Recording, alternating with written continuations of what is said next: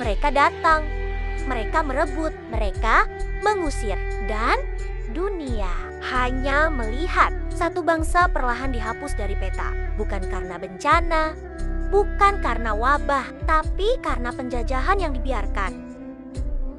Palestina. Bagaimana semuanya bisa dimulai? Kenapa tanah ini terus dirampas hingga hari ini? Jangan kemana-mana, ini sejarah yang harus kamu tahu.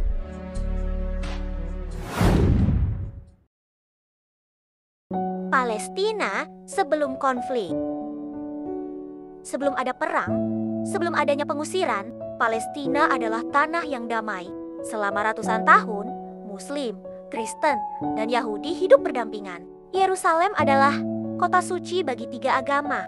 Saat itu, Palestina berada di bawah Kesultanan Utsmaniyah, kekaisaran Islam yang menguasai Timur Tengah sejak abad ke-16. Tidak ada konflik besar antar agama, tidak ada perebutan tanah. Semua orang bisa beribadah dan hidup dalam kedamaian.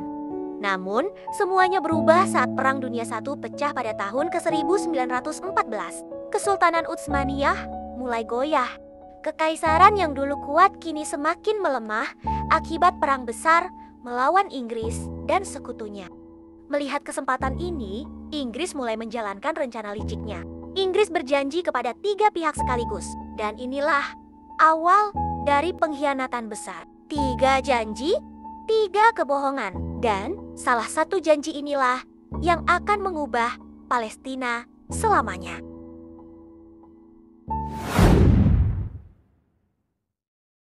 Pengkhianatan besar dan awal perebutan Palestina. Saat Kesultanan Utsmaniyah semakin melemah, Inggris mulai bergerak. Mereka tidak hanya ingin menang perang, tetapi juga ingin menguasai Timur Tengah sepenuhnya. Lalu, mereka melakukan sesuatu yang akan mengubah sejarah Palestina selamanya. Berikut 3 janji Inggris kepada 3 pihak yang berbeda. Inggris menjanjikan kemerdekaan Palestina dan wilayah Arab lainnya jika mereka membantu melawan Utsmaniyah. Pemimpin Arab saat itu, Syarif Hussein dari Mekah, percaya dan mengerahkan pasukannya untuk membantu Inggris.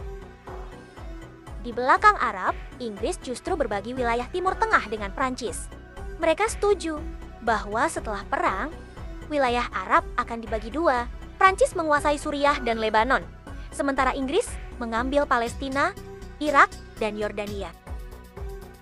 Inilah pukulan terbesar bagi Palestina. Dalam sebuah surat resmi, Inggris menjanjikan Palestina sebagai tanah air bagi komunitas Yahudi Eropa. Padahal saat itu 98% penduduk Palestina adalah Arab Muslim dan Kristen. 3 janji, 3 kebohongan. Bangsa Arab yang berjuang untuk Inggris tidak pernah mendapat kemerdekaan. Sebaliknya, setelah Perang Dunia I berakhir, Palestina justru jatuh ke tangan Inggris sebagai wilayah mandat. Dan sejak saat itu, pintu kolonialisme terbuka lebar.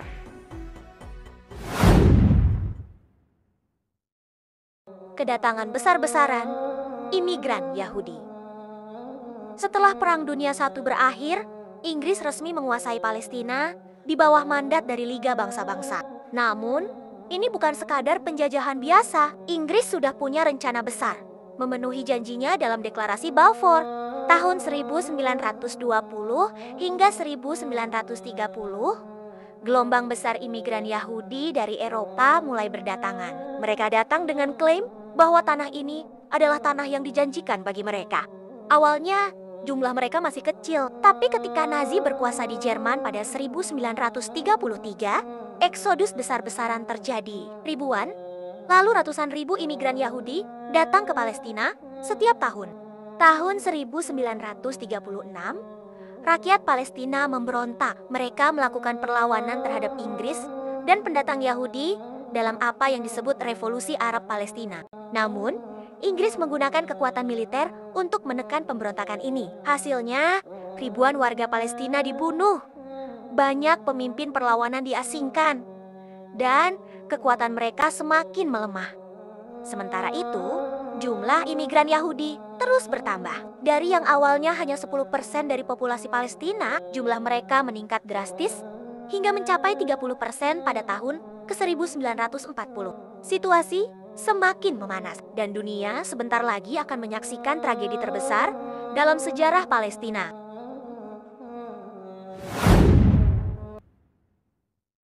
Pembentukan Israel dan terusirnya bangsa Palestina.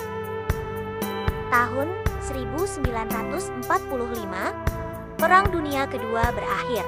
Tetapi, bagi Palestina, mimpi buruk baru saja dimulai. Dunia menyaksikan kejahatan mengerikan yang terjadi di Eropa. Tragedi ini membuat banyak negara Barat bersimpati kepada komunitas Yahudi dan mendukung ide pembentukan negara khusus bagi mereka.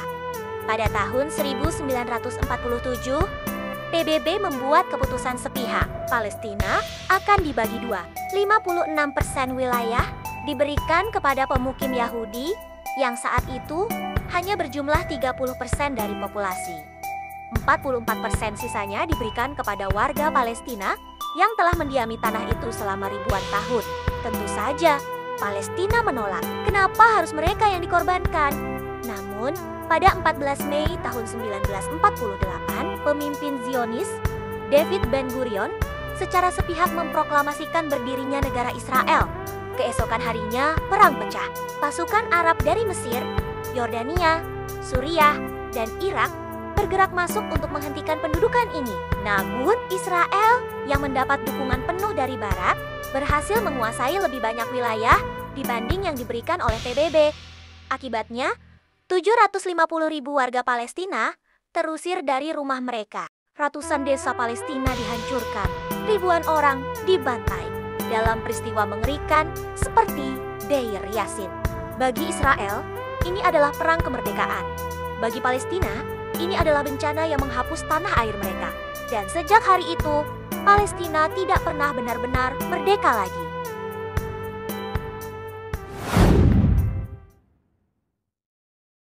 Pendudukan, perlawanan, dan krisis yang tak pernah berakhir. Sejak Nakba 1948, Palestina tidak pernah lagi benar-benar memiliki tanahnya sendiri. Namun, ini baru awal penderitaan Palestina. Tahun 1967, Israel melancarkan perang 6 hari dan berhasil merebut tepi barat, Gaza, dan Yerusalem Timur. Sejak saat itu, pendudukan militer dimulai. Tembok pemisah dibangun. Pemukiman ilegal Yahudi diperbanyak. Warga Palestina semakin sulit bergerak, bahkan di tanah mereka sendiri. Namun, dunia tetap diam. Bantuan ekonomi untuk Palestina dibatasi. Hak-hak mereka semakin dipersempit. Setiap perlawanan mereka dilabeli sebagai ancaman. Dan hingga hari ini, Palestina masih berjuang untuk sesuatu yang seharusnya menjadi hak mereka sejak awal kebebasan. Tapi pertanyaannya, akankah dunia tetap membiarkan ini terjadi?